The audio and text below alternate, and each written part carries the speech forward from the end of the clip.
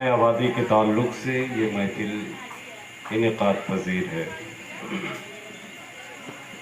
میں نے یوں ہی برکتاً آیت پڑھی ہے، لیکن اللہ رب العزت قرآن مقدس میں ارشاد فرماتا ہے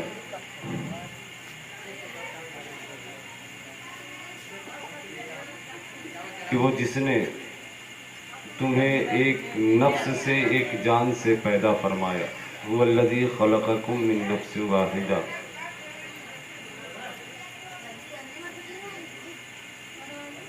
تمہارے جوڑے پیدا کیے۔ یہ وجہ، یہ سبب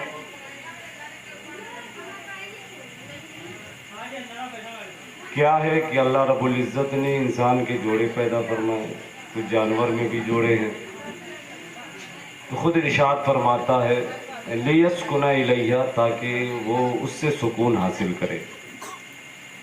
قرآن مقدس میں یہ آیت مقدسہ ہے، حالات اور واقعات بتاتے ہیں۔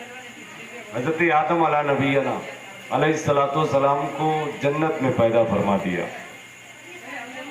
اللہ رب العزت نے جنت میں پیدا فرمایا آدم علیہ السلام کو۔ آدم کون ہے؟ ہمارے باپ، پورے انسان کے باپ۔ تو جو جہاں پیدا ہوتا ہے وہ جگہ اس کی ہوتی ہے نا۔ ایک بات پہلے خارجی آپ سماعت کر لیں، اس کے بعد مجھے کچھ اور کہنا۔ اب ایک سوال پیدا ہوتا ہے کہ اللہ نے آدم کو جنت میں کیوں پیدا فرمایا؟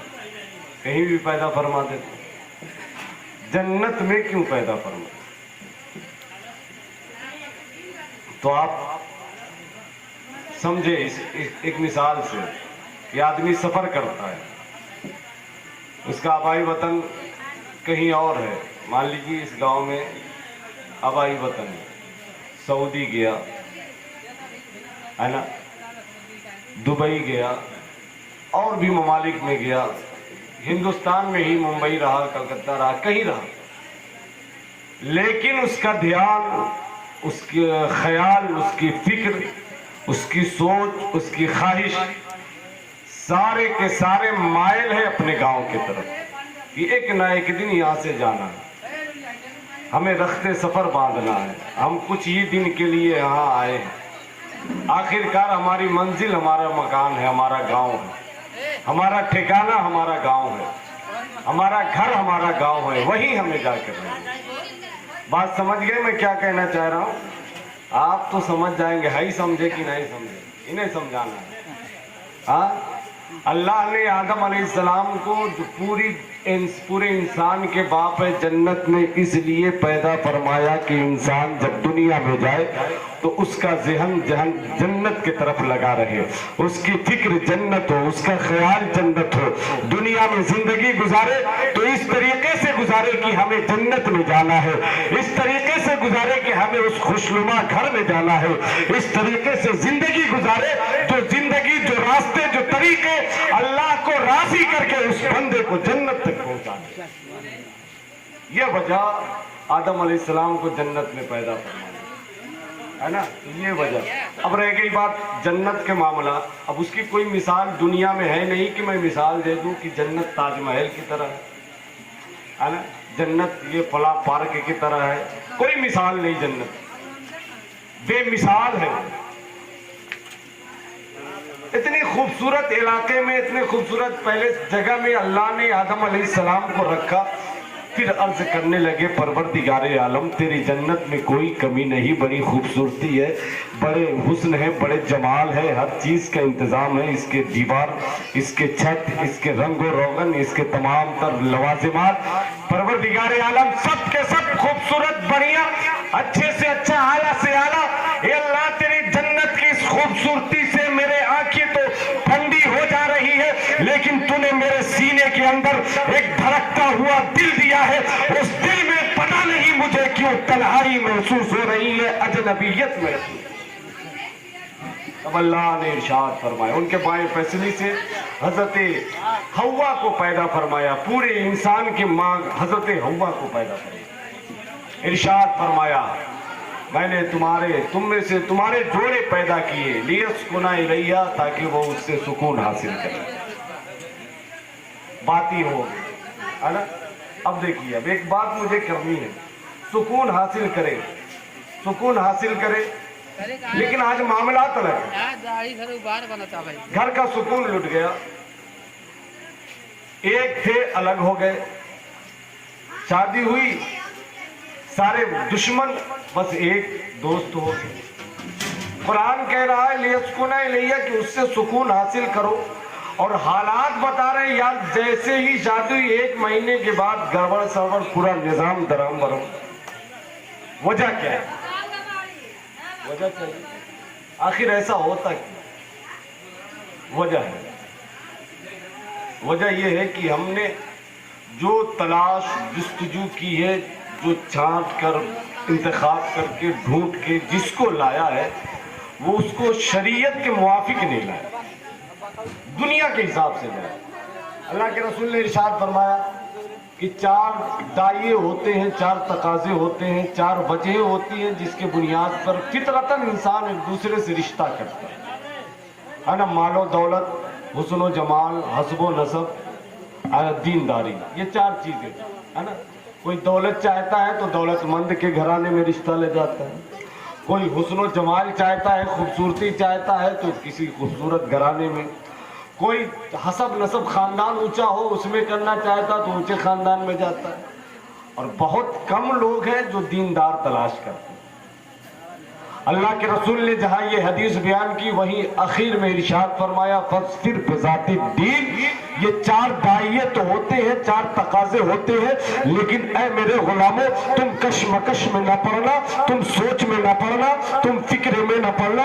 دولت ایک طرف, حسن و جمال ایک طرف, خوبصورتی ایک طرف, رنگ و روغن ایک طرف, زینت ایک طرف, محلات ایک طرف, جائیداد ایک طرف, زمین ایک طرف, بھائی چارہ ایک طرف, خاندان ایک طرف, شرافت ایک طرف, اونچائی ایک طرف. لیکن اگر تمہیں کسی پہلو کو اختیار کرنا ہے فاصبر بذات الدین, تو تم دیندار عورت سے نکاح کرو, کامیاب ہو جاؤ. فاصبر بذات الدین یہ ایک لفظ. اب یہ دیکھیے اب اس میں اللہ کے رسول کی بات ہے. اب جب بات سرکار کی ہے تو فائدے بھی زیادہ ہوں گے, سرکار کی جب بات ہے تو فائدے بھی زیادہ ہوں گے. یا رسول اللہ یہ دینداری, یہ ہم تسبیح مصلی لے کر کیا کریں گے؟ ہے نا سوال, کیا کریں گے؟ اس سے پیٹ بھر جائے گا, بچے جوان ہو جائیں گے, اچھے اسکولوں میں پڑھ لیں گے, سارے کام دنیا کے اچھے ہو جائیں گے. لیکن سنو اللہ کے رسول نے ارشاد فرمایا تو اس میں کوئی وجہ ضرور ہے. مال و دولت, دولت یہ باندی ہے, باندی کنیز نوکرانی ہے. آج آپ کے پاس تو کل اس کے پاس. امیر غریب ہو جاتا ہے, غریب امیر ہو جاتا ہے نا. اور سب کچھ اگر یہ نہ ہوا بھی تو کم سے کم اتنا تو ضرور ہوگا کہ مرنے کے بعد آپ کی دولت آپ کے ساتھ نہیں جائے. اتنا تو ضرور ہے, یہ دنیا کی چیز ہے. حسن و جمال کیا ہے آج کل؟ حسن کا معاملات 30 سے 35 سال 40 سال, یہ ڈیجیٹل زمانہ ہے.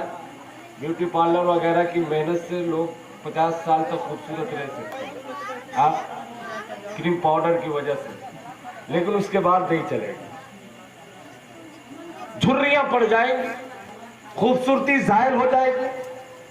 جس کے آگے پیچھے لوگ گھوما کرتے تھے اب اسے دیکھنا پسند نہیں کریں گے. اس کا زمانہ ختم ہو جائے گا, یہ بھی ختم ہونے والی. خاندانی شرافتیں, بہت اچھا خاندان چل رہا ہے, بیچ میں ہو سکتا ہے کوئی لفنگا نکل جائے, کوئی شرابی کبابی نکل جائے, تو خاندان کے شرافت کا سلسلہ ٹوٹ سکتا ہے. لیکن دینداری, اللہ اکبر, اگر دیندار عورت مل گئی, دیندار شوہر مل گیا, نماز و روزے کے پابندی کرنے والے, قرآن کی تلاوت کرنے والے, شریعت کے احکام پہ عمل کرنے والے, اللہ کے رسول سے سچی محبت کرنے والے, اللہ کی خشیت اس کے ڈر کو دل میں بسانے والے, قرآن کے آیت کو پڑھنے والے, تلاوت کرنے والے, راتوں کو اپنے بچوں کو سلاتے وقت قرآن کی آیتیں سنانے والے, اٹھاتے وقت نبی کے درود سنانے والے, یہ سر گھرانے مل جائے, ایسی جوڑی مل جائے, اللہ اللہ کے رسول کا یہ فرمان ہے. ضرور کوئی نہ کوئی بات اس میں ہے. مطلب یہ ہے کہ اگر آپ نے دیندار کو اختیار کر لیا, دینداری اپنا لی, تو اللہ کی قسم یہ دینداری آپ کی دنیا میں بھی کامیاب ہوگی اور آخرت میں بھی کام آئے گی. اللہ رب العزت اسی دینداری کے بنیاد پہ دونوں جہاں کی زندگی کو کامیابی عطا فرمائے. دونوں جہان کی, دنیا کی نہیں, دونوں جہان کی. آپ سوچو گے کہ مولانا یہ خالی بکواس کیے جا رہے ہیں, کچھ ہے, کوئی بات ہے. یہ دینداری آج کل ہم تلاش کرتے ہیں. آئیے تھوڑا سا زمانے کا فرق بتا دو. ابھی ساتھ میں زمانے کا فرق بتا دو, زمانے کا فرق. آج ہم ایمان کیا ہے, ایمان چیز پتہ نہیں, قرآن کی عظمت کیا ہے, اللہ اور اللہ کے رسول کی محبت, ان کی عظمتیں کیا ہے, ہمارے عقیدے کے نہیں پتہ. حالانکہ یہ ضروری ہے, ضروری ہے, نہیں پتہ. پوچھ لیجئے تو پانی پانی ہو جائیں گے, نہیں پتہ ہے. معمولات اہل سنت کیا ہے نہیں پتہ. ایک زمانہ تھا, ایک زمانہ تھا, ایک صحابیہ تھی اور ایک صحابی, میاں بیوی. اب سنیں, بات کر رہا ہوں میں آپ سے گفتگو, رات کے چند لوگ بیٹھے ہو نا تو بات کرنے مزہ آتا ہے. ویسے زیادہ لوگ ہوتے ہیں تو تھوڑا سا افراتفری میں یہی ہوا تھا, اسی لیے تاخیر ہو گئی. ایک صحابیہ, ان کے شوہر ٹوٹ کے محبت کرتے تھے, ٹوٹ کے محبت کرتے تھے. ان کے شوہر جب گھر آتے تھے نا, دن بھر کے تھکے ہارے, لکڑیوں کو ڈھو کر بازاروں میں کام کر کے, بوجھ اٹھا اٹھا کے, کچے اور اونٹ وغیرہ چلا چلا کے تھک کے آتے تھے نا, جب دروازے پہ پہنچتے تھے تو کیا دیکھتے کہ ان کی بیوی بند سور کے خوبصورتی اپنے شوہر کے لیے. اور یہی حکم ہے نا, وَلَا يُبْدِينَ زِينَتَهُنَّ إِلَّا لِبُعُولَتِهِنَّ. اپنے شوہروں کے لیے فقط اپنی زینت کو ظاہر کریں, غیروں کے لیے نہیں.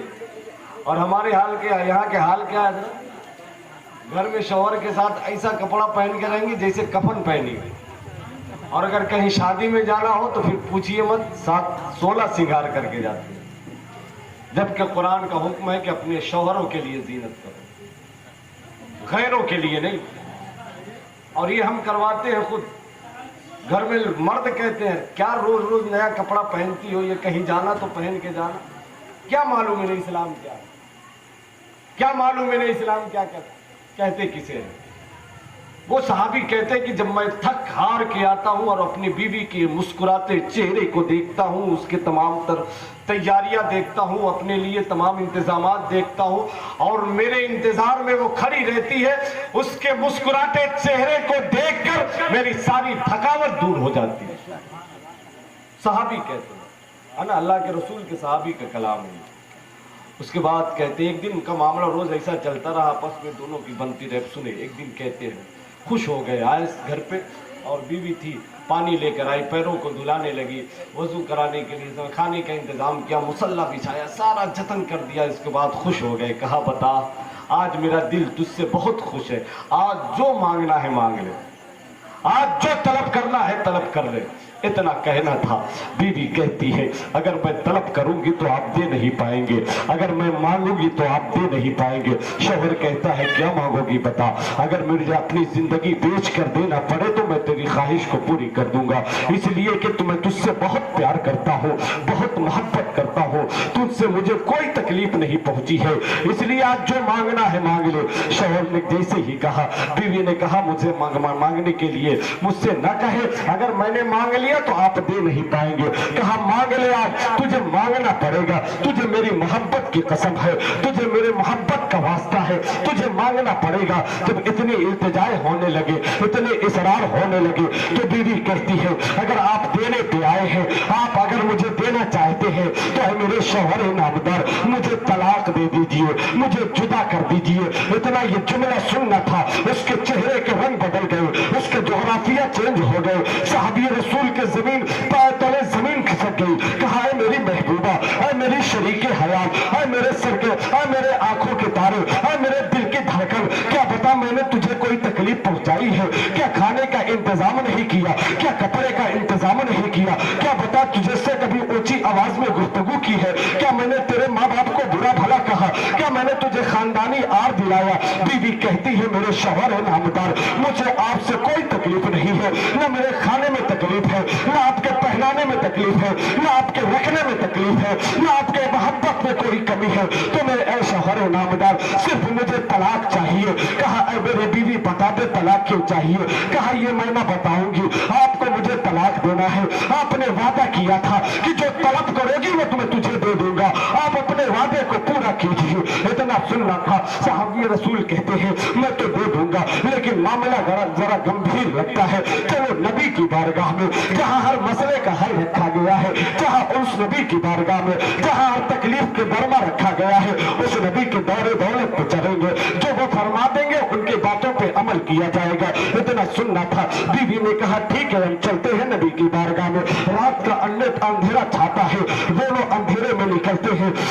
निकलने के बाद सरकार के घर की तरफ चलने लगते हैं, हुजरे मुस्तफा की तरफ आगे बढ़ने लगते हैं। जिस हुजरे के इर्द गिर्द फरिश्ते पहरा देते हैं, जिब्रील अमीन जिस चौकट पे आते हैं तो इजाजत तलब करके अंदर जाते हैं। वो जिब्रील हुजरे ऐसा में अगर पहुंचना हो वही खुदा लेकर, खुदा का पैगाम लेकर, तो बगैर इजाजत लिए अंदर नहीं जाता। जहां फरिश्तों को अंदर जाने की बगैर इजाजत की इजाजत नहीं है, ऐसे दरबार में जहां सारे मलाइका आने की ख्वाहिश रखते हो, क्या सूरज जिसके तरफ मायल होता हो, चांद जिससे रोशनी की भीख मांगता हो, दौलत जिनके कदमों पे निछावर होते हो, दुनिया तो दुनिया इंसान के दिल जिनके लिए धड़कते हो, जो अपनी जानों को कुर्बान करने के लिए तैयार रहते हो, उस मोहम्मद अरबी की बारगाह में, महबूब खुदा की बारगाह में, मेराज के दूल्हा की बारगाह में, कुरान के लाने वाले की बारगाह में, जिसपे कुरान उतरा उस नबी की बारगाह में, उस सरकार की बारगाह की तरफ चले हैं मियां बीवी आपस में मोहब्बत करने वाले। लेकिन अब शौहर का दिल मगमूम होता चला जा रहा है, उसके पैर बोझल होते चले जा रहे हैं। नबी ने कल पता नहीं क्या फैसला सुनाएंगे, मैं अपने जान से ज्यादा प्यारी बीवी से जुदा होने वाला हूँ, इसने मुझसे मोहब्बत तलाक तलब किया है। और मोमिन जब वादा करता है तो वादा को वफा करता है, ये सोचते सोचते जाता है। लेकिन जाते जाते रात के अंधेरे में उसकी आंखें बंद होती है, एक गड्ढे में उसका कदम पड़ता है, वो गिर जाता है। गिरने के बाद एक आह खींचता है, उसका पैर टूट जाता है। जैसे ही उसका पैर टूटा है, उसके दर्द के मारे वो कराहने लगता है। उसकी बीवी करीब आती है, करीब आने के बाद कहती है क्या हुआ मेरे शौहर। कहा लगता है मेरा पैर टूट गया है, मेरा पैर टूट गया है, मेरी हड्डी चटक गई है। अब कहा कि अब पैरों में दर्द है। कहा चलो अब घर लौटने की बारी आ गई, अब हमें घर वापस चलना है। शौहर ने कहा ना हम घर नहीं जाएंगे, घर जाएंगे तो फिर तुम तलाक तलब करेगी, फिर तुम उससे तलाक मांगेगी। चलो नबी की बारगाह में। उस औरत ने कहा, उनकी बीवी ने कहा कि आपके कदम जाने के काबिल नहीं है, आप तो लंगड़े हो गए, आपका पैर टूट गया, अब आप उस बारगाह में कैसे जाएंगे। चाहे मुझे घिसक के जाना पड़े, चाहे मुझे करवट लेकर जाना पड़े, लेकिन मैं नबी की बारगाह में जाऊंगा, इस बात का फैसला करवाऊंगा। बीवी ने कहा मेरे शौहर नामदार अब नबी की बारगाह में जाने की जरूरत नहीं है, मसला हल हो गया, मामलात हल हो गए। कहा अब घर चलिए। कहा कैसे मामला हल हो गया, क्या तुम्हें तलाक नहीं चाहिए। कहा मुझे अब तलाक नहीं चाहिए, मुझे आपसे जुदा होने का मकसद नहीं था, मुझे आपसे तलाक लेने का कोई ख्वाहिश नहीं थी, लेकिन एक वजह थी। कहा वजह बता दो। कहा वजह यहाँ नहीं घर पे बताऊंगी, पहले आपके पैर की तकलीफ दूर करूंगी। शौहर के बीवी के सहारे शौहर चला है, अब उसका दिल जरा खुश हुआ है, घर पहुंचा है, पट्टी की जाती है मरहम लगाने के बाद। उसके बाद शौहर ने कहा मेरी बीवी अब बता दे किस लिए तूने मुझसे तलाक तलब किया था। बीवी कहती है मेरे शौहर इनामदार मैंने सुना था कि जब कोई ईमान वाला होता है, जब कोई जिसका जितना मजबूत ईमान होता है, अल्लाह रब्बुल इज्जत उसे उतना ही इम्तिहान में मुब्तला करता है, उतने सख्त इम्तिहान में मुब्तला करता है। جس کے ایمان میں جتنی مضبوطی ہوتی ہے، جو اللہ رسول سے جتنی محبت کرتا ہے، اللہ رب العزت اپنے اس بندے کو آزمائش میں مبتلا کرتا ہے۔ اے میرے شوہر نامدار، اے میرے سردار، میں نے آج تک دیکھا ہے، جب سے میں آئی ہوں میں نے محسوس کیا ہے کہ آپ بہت خوش رہتے ہیں، آپ کے پاس کوئی تکلیف نہیں آتی، آپ کے سر میں درد بھی نہیں ہوتا، آپ کو بخار بھی نہیں آتا، آپ کو کوئی تکلیف نہیں، کسی سے کوئی تکلیف نہیں۔ تو میں نے سمجھا شاید آپ کے ایمان میں کمی ہے، اس لیے اللہ نے آپ کو امتحان میں مبتلا نہ کیا۔ میرے دل نے گوارا نہ کیا کہ میں ایسے شخص کے ساتھ رہوں جس کے ایمان میں کمی ہو، میں ایسے شخص کے ساتھ زندگی گزاروں جس کا ایمان مکمل نہیں ہے۔ اس لیے میں نے طلب کیا تھا طلاق، لیکن آج جیسے ہی آپ گرے، آپ کا پیر ٹوٹا، میرے دل کو تسلی ہو گئی کہ آپ کا ایمان کمزور نہیں، مضبوط ہے۔ آپ کو اللہ نے امتحان میں مبتلا کر دیا ہے، اللہ کی طرف سے تکلیف آ ہی گئی ہے، آپ کا ایمان مضبوط ہے۔ جب ایمان آپ کا مضبوط ہے تو اے میرے شوہر آپ کی رفاقت مجھے چاہیے، آپ کا ساتھ مجھے چاہیے، مجھے طلاق نہیں چاہیے۔ ایمان کی تلاش کی ہے نا، اس لیے کہ انہیں معلوم تھا اے اللہ ہمیں یہ جو دنیا کا ساتھی عطا کیا ہے نا، تو اسے آخرت کا بھی ساتھی بنانا۔ لیکن یہاں ایمان کی تلاش نہیں، پیسے کی تلاش ہے نا، دولت کی تلاش، اپنی خواہشیں پوری کرنے کی تلاش۔ وجہ یہ ہے، اسی وجہ سے حالات بڑے گمبھیر ہیں۔ اللہ کی قسم، اللہ کے رسول صلی اللہ تعالیٰ علیہ وسلم نے بہت ساری باتیں بتائی ہے نا، اور بالخصوص گھرانا پسند ہے، دولت پسند ہے، نہ خزانہ پسند ہے، خزانہ پسند ہے۔ دیکھیے یہ بچہ میرا پڑھایا ہوا ہے، بھلے اس کا سوٹ بوٹ الگ ہو گیا ہو، میرا سوٹ بوٹ الگ ہے، بہرحال یہ میرے مدرسے میں میرے ساتھ پڑھا ہے۔ اللہ تعالیٰ اس کو دین اسلام کے راستے پہ چلنے کی توفیق عطا فرمائے، آمین کہہ دیجئے۔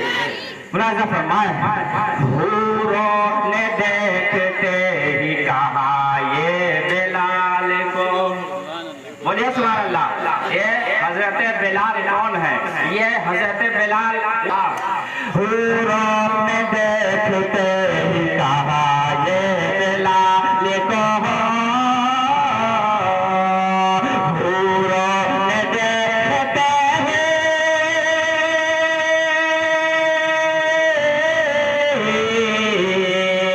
حوروں نے دیکھتے ہی کہا یہ بلال کو، کہا یہ بلال کو۔ کیا مچل کیا کہنا سبحان اللہ؟ مجھے کو تو مصطفیٰ کا دیوانہ پسند ہے، ہم کو یہ مصطفیٰ کا دیوانہ پسند ہے، دولت پسند ہے، نہ خزانہ پسند ہے، خزانہ پسند ہے، ہم کو سب کو نبی کا نوری گھرانہ پسند ہے۔ اور ملاحظہ فرمائے، تم دل سے والدین کی خدمت کیا کرو، بولیے سبحان اللہ۔ تم دل سے والدین کی خدمت کیا کرو، تم دل سے والدین،